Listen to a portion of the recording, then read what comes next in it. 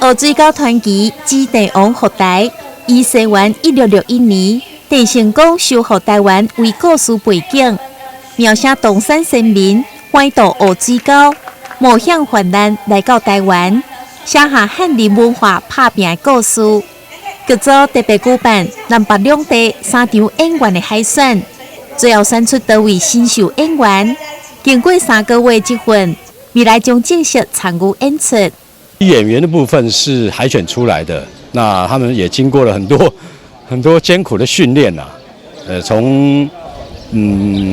表演的一些认知啊，慢慢，现在已经在表演的境界上面有很多突破。我饰演的角色是郑成功。那在准备这个角色的时候，因为他是一名大家都知道的历史人物，所以对我来讲是一个蛮大的挑战，是我第一次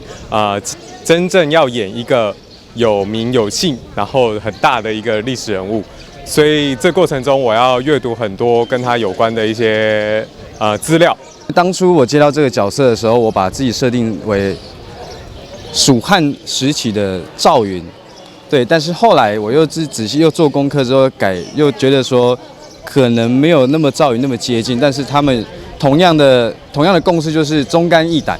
对，然后都是效忠郑成功、郑王、国姓爷。那我平常是一个老师，那今天有机会被邀请来饰演大反派的角色，那希望可以有不一样的表现，然后也有跟平常生活不一样的感觉，因为可以尝试坏人的角色，是我过去没有机会过的。黑水沟传奇呢，让我们的这个原住民在一般人的这个私人感官上有非常大的一个改观。那我们联合了郑成功一起为我们的台湾人民做一个守护，一起驱赶了这个非常嚣张的这些荷兰人。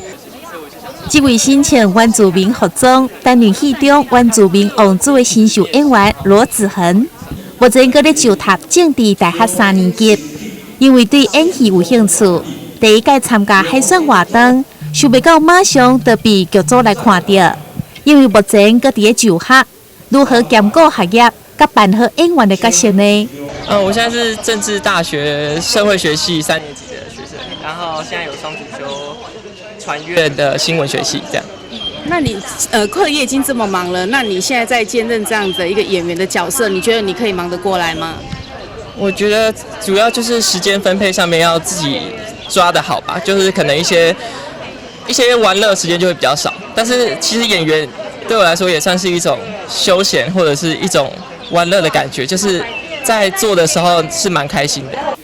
剧中有妈祖的角色，剧组为求慎重，特别向落里无马跋杯请示新秀演员高佩玉，是唔当单敢演出妈祖。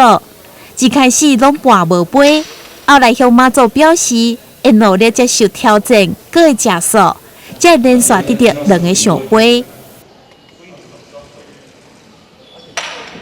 那这次可以出演妈祖这个角色，其实我非常的感恩。然后